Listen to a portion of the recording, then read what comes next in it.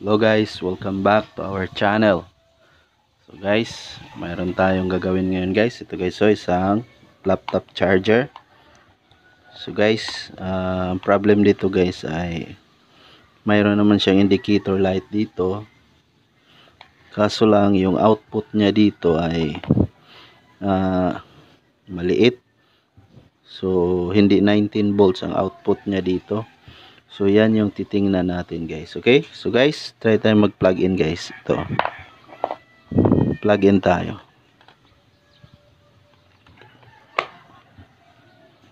Tapos guys, meron naman siyang light. Yan guys, oh. So mayroon naman siyang indicator light. So tapos kunan natin siya ng voltage dito guys, kung ilang volts yung output niya. Set tayo sa 20 volts dahil 19 volts lang ang output dito. Set tayo sa 20 volts. Tapos ito yung positive, dito sa loob ang positive. Yan. Tapos dito sa labas negative. Ano natin guys. So ayan. Tingnan guys, walang voltage. Okay, so ayan na siya guys. So 0 volts. Wala siyang voltage na lumalabas. Ayan guys, oh. Yes, so 0 volts siya. So yan yung aalamin natin. Mayroon naman siyang indicator light dito guys, oh. Umiilaw naman itong kulay dilaw. So ibig sabihin good ito. Baka dito lang yung diferensya. Okay? So guys, habang magbukas tayo dito, paki-like, subscribe, and share. Maraming salamat.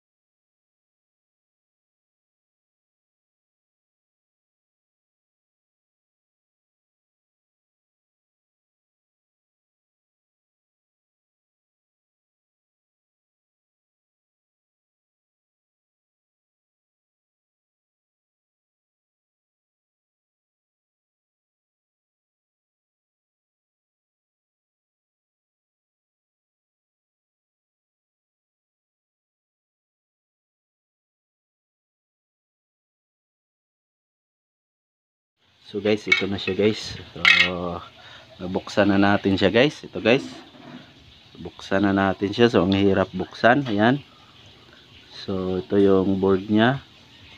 So try tayo ditong mag voltage check guys. So dito sa dalawang ito. Dahil itong dalawa yung output. Try tayo dito mag voltage check sa dalawa. Ito.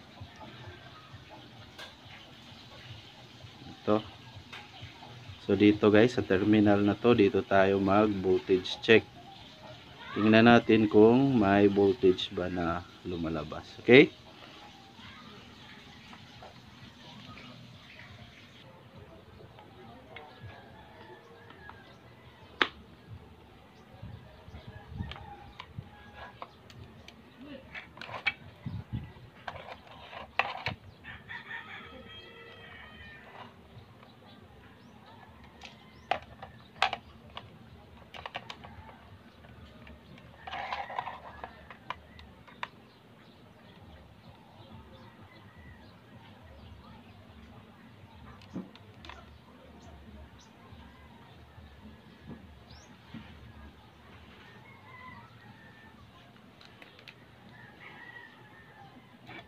So guys, mayroon naman siyang 19 volts dito guys, oh. Dito, mayroon naman siyang 19 volts. Ibig sabihin, okay ang charger na ito. Ito lang yung diferensya. So ito yung papalitan natin guys, ito. Magpalit tayo dito, okay? So ito yung papalitan natin. So guys, hanap muna tayong pamalit dito. Ito, papalitan natin ito. Ito, dahil yan guys, oh. sirang-sira na ito guys. So ito yung papalitan natin. Okay, hanap muna tayo ng pamalit. Hanap. Okay guys, so nakahanap na tayo ng ipapalit guys. Ito guys, so ito. So ito yung ipapalit natin guys. Ito. Tanggalin natin ito dito guys, so. Dito tanggalin natin ito. Yan, dito tanggalin natin siya. So guys, ito charger din ito ng laptop guys. Charger din ito ng laptop. So kunin natin ito. Tapos ipalit natin dito. Ito. Palitan natin ito. Okay? So yan yung gagawin natin guys. Okay? So guys, promote ulit tayo ng ating channel habang gagawa tayo ng sinasabi natin. Paki-like, subscribe, and share. Maraming salamat. Okay? So time lapse tayo guys. Time lapse.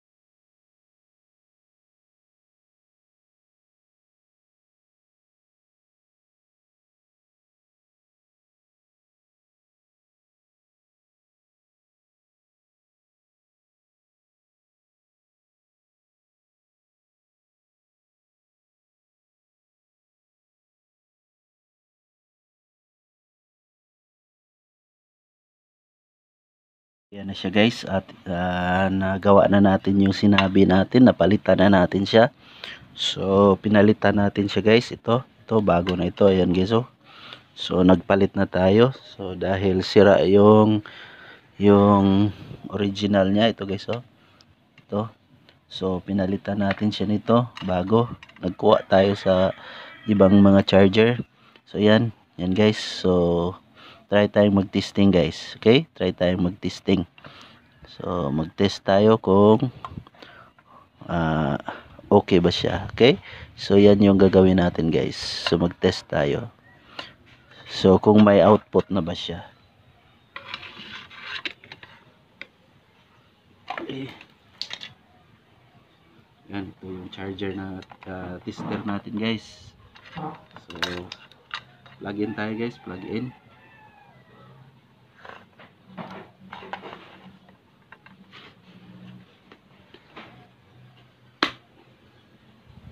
Yan, ito yun. Tapos try tayong mag-test guys. Ito guys. So yan, mayroon siyang 19.72. So stable siya guys, yung voltage niya. Yan yung tester guys, oh. Yan guys, oh. Yan guys, oh. Yan guys, oh. So mayroon na siyang 19.72. So guys, 19.72, stable na siya. Okay, so guys, ayan na siya guys. Nagawa na natin ito guys. So guys, ibalik na natin ito lahat. Balik na natin siya lahat. So guys, maraming salamat sa panonood. Hanggang dito na lang.